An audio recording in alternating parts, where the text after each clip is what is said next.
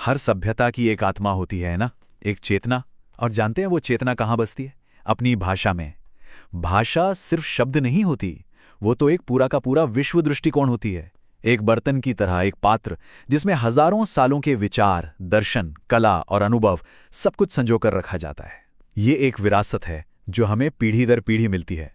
पर तब क्या हो जब उसी एक पात्र को देखने के दो बिल्कुल अलग, एकदम उलट नजरिए बन जाएं।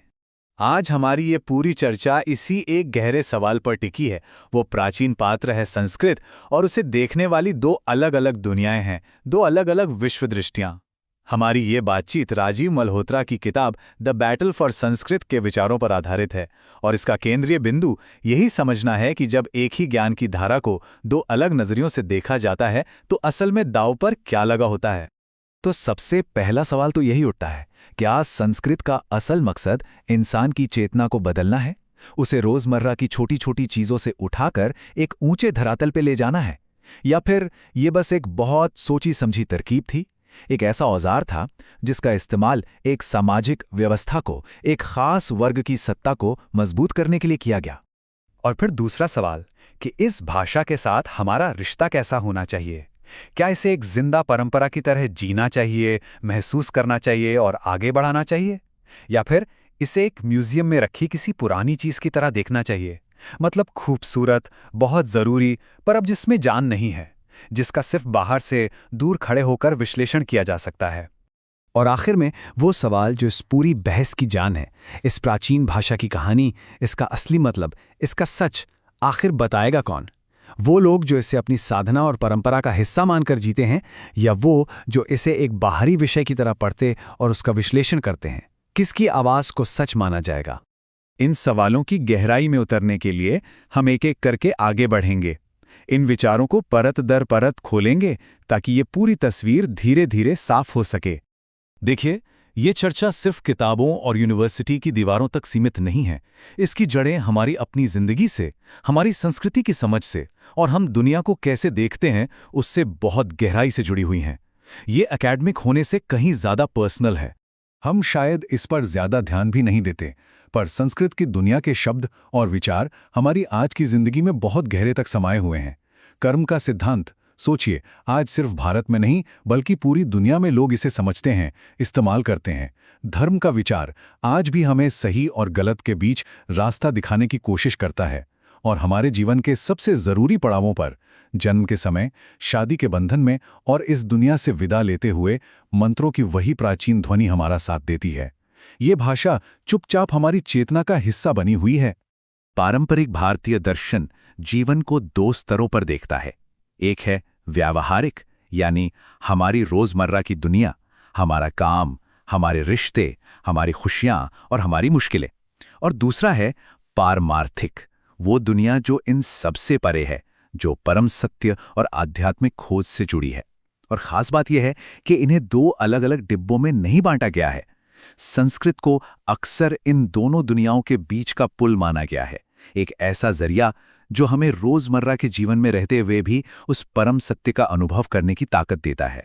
तो अब हम उस दोराहे पर आते हैं जहां से संस्कृत को समझने के दो बिल्कुल अलग रास्ते निकलते हैं। ज्ञान को देखने के ये दो नजरिए इतने अलग हैं कि वो एक ही ग्रंथ को पढ़कर दो बिल्कुल अलग नतीजों पर पहुंचते हैं। ये जो टेबल है ना, ये इस पूरी बहस का कह सकते हैं सार है। आइए इसे आराम से समझते हैं। एक तरफ है सेक्रेड फिलॉलजी, यानी अंदरूनी नजरिया। ये उन लोगों का है जो परंपरा के भीतर हैं, जो इसे जीते हैं। उनके लिए भाषा का मकसद क्या है? चेतना को बदलना। और ग्रंथ क्या है? दिव्यता तक पहुंचने का एक पुल। और इसे समझेंगे कैसे? अनुभव से, उसमें हिस्सा लेकर। अब आइए दूसरी तरफ। यहां है पॉलिटिकल फिलॉलजी, यानी बाहरी नजरिया। ये सेक्युलर है, क्रिटिकल है, विश्लेषणात्मक है। ये क्या पूछता है? ये भाषा का मकसद चेतना बदलना नहीं, बल्कि सामाजिक ढांचे का विश्लेषण करना मानता है। इसके लिए ग्रंथ कोई पुल नहीं, बल्कि शक्ति को, पावर को मजबूत करने का एक टूल है। और इसे समझने का तरीका भी अलग है, डीकंस्ट्रक्शन, सोशल थियरी का इस्तेमाल। चलिए अब पहले दृष्टिकोण में और गहराई से उतरते हैं। वो नजरिया जो संस्कृत को सिर्फ एक भाषा नहीं बल्कि एक जीती जागती आध्यात्मिक तकनीक मानता है। इस परंपरा में कला, जिसे काव्य कहा गया, का मकसद सिर्फ मनोरंजन करना या कहानी सुनाना भर नहीं है। इसका असली लक्ष्य है रस की अनुभूति कराना। रस, ये एक बहुत गहरा शब्द है। ये वो भावनात्मक और आध्यात्मिक हालत है जब किसी कविता को पढ़कर या नाटक को देखकर हम अपनी छोटी सी दुनिया से बाहर निकल जाते हैं और एक ऊंचे, एक यूनिवर्सल अनुभव से जुड़ जाते हैं, मानो पारमार्थिक की एक झलक मिल गई हो। ये विचार इस मान्यता में पूरी तरह समाया हुआ है कि हर रचनात्मक काम, चाहे वो संगीत हो, कला हो या साहित्य, उसका आखिरी मकसद हमें उस परम सत्य से जोड़ना है जो इस दुनिया से परे है। कला यहाँ सिर्फ कला के लिए नहीं है, बल्कि चेतना को बदलने के लिए है। लेकिन क्या हो अगर रस का ये अनुभव ही पूरी कहानी ना हो? क्या हो अगर इन महान ग्रंथों को देखने का एक और तरीका भी हो? यहीं से हम दूसरे दृष्टिकोण में आते हैं, आधुनिक पश्चिमी शिक्षा जगत का आलोचनात्मक और विश्लेषणात्मक नजरिया। इस नजरिए का एक सेंट्रल आइडिया है शक्ति का सौंदर्यीकरण। इसका मतलब क्या है? आसान शब्दों में ये वो विचार है कि कला और साहित्य का इस्तेमाल अक्सर समाज के ताकतवर लोग अपनी सत्ता को सुंदर, स्वाभाविक और सही ठहराने के लिए करते हैं। वो अपनी ताकत को इतना खूबसूरत बना देते हैं कि वो दमनकारी नहीं बल्कि दैवीय लगने लगती है। तो ये नजरिया दिव्यता के सवाल नहीं पूछता, ये शक्ति के सवाल पूछता है। ये पूछता है, राजाओं ने इस भाषा का इस्तेमाल अपनी सत्ता को मजबूत करने के लिए कैसे किया? क्या संस्कृत की जटिलता ने आम लोगों को ज्ञान से दूर रखकर एक खास तबके को फायदा पहुंचाया? क्या आध्यात्मिकता और दिव्यता की बड़ी बड़ी बातों के पीछे सामाजिक शोषण और अन्याय की सच्चाइयों को छुपाया गया? और क्या इस महान परंपरा के भीतर कुछ ऐसे तत्व भी हैं जिन्हें आज के समय में जहर माना जा सकता है? और यहीं पर यह बहस सिर्फ अकादमिक नहीं रह जाती, यहाँ ये एक गहरा दार्शनिक रूप ले लेती है। अब सवाल सिर्फ भाषा का नहीं, बल्कि सत्य की प्रकृति और किसी भी संस्कृति के आत्मसम्मान का बन जाता है। यहाँ दो ऐसे तर्क हैं जो अपनी अपनी जगह सही लगते हैं, पर एक दूसरे से बिल्कुल अलग हैं। अंदरूनी दृष्टिकोण कहता है कि किसी आध्यात्मिक परंपरा को बिना उसमें डूबे, बिना उसका हिस्सा बने, समझा ही नहीं जा सकता। बाहर से तो सिर्फ शरीर का विश्लेषण हो सकता है, आत्मा को नहीं छुआ जा सकता। वहीं बाहरी दृष्टिकोण का तर्क है कि जो व्यक्ति सिस्टम के अंदर होता है वो अक्सर उसकी खामियों, उसके अंदर मौजूद अन्याय के प्रति अंधा हो जाता है। उन अंधे धब्बों को देखने के लिए एक बाहरी आलोचनात्मक नज़र जरूरी है। और यहाँ इस बहस का सबसे संवेदनशील और जरूरी बिंदु आता है। चिंता इस बात की है कि कहीं बाहरी दृष्टिकोण इतना हावी ना हो जाए कि वो किसी परंपरा की व्याख्या करने का एकमात्र स्टैंडर्ड बन जाए।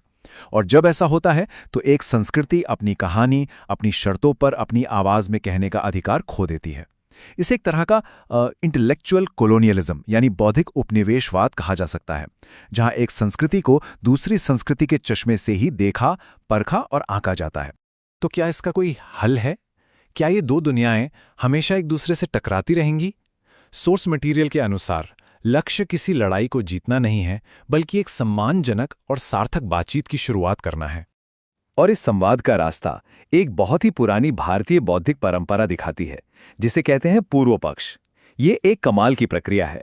इसका सीधा सा नियम है कि अपना पक्ष यानी उत्तर पक्ष रखने से पहले आप अपने विरोधी के पक्ष को इतनी गहराई से, इतनी ईमानदारी और सम्मान से समझें और सामने रखें कि आपका विरोधी भी कहे, हाँ, तुमने मेरी बात को बिल्कुल सही समझा है। सोचिए जरा, ये टकराव से समझ की ओर ले जाने वाला कितना शानदार रास्ता है। तो आगे का रास्ता सिर्फ बचाव करना नहीं है, बल्कि एक जीती जागती और आत्मविश्वासी बौद्धिक परंपरा को फिर से खड़ा करना है। इसके लिए कुछ ठोस कदम सुझाए गए हैं। पहला, पूर्व पक्ष की परंपरा को फिर से जिंदा करना, ताकि पश्चिमी एकेडमी के साथ बराबरी का संवाद हो सके, नकल का नहीं। दूसरा, आज के समय के लिए नए इतिहास यानी नए महाकाव्य लिखना जो हमारी आज की चुनौतियों और जीतों की कहानी कहें। तीसरा, प्राचीन शास्त्रों को सिर्फ सहेज कर रखने की चीज ना मानना, बल्कि उन्हें नए विचारों और नई कला के लिए एक प्रेरणा स्रोत बनाना। और चौथा, ऐसे संस्थान और विद्वान तैयार करना जो अपनी संस्कृति की कहानी दुनिया के सामने पूरे आत्मविश्वास के साथ रख सकें। और हम इस चर्चा को इसी एक गहरे सवाल पे छोड़ते हैं। ये सवाल सिर्फ संस्कृत या भारत के बारे में नहीं है, ये हर उस सभ्यता के लिए है जो अपनी पहचान को लेकर संघर्ष कर रही है। एक सभ्यता अपनी कहानी, अपनी ही आवाज में पूरी दुनिया को सुनाने का अधिकार और आत्मविश्वास आखिर कैसे हासिल करती है, इस पर विचार करना शायद आज के समय की सबसे बड़ी जरूरतों में से एक है।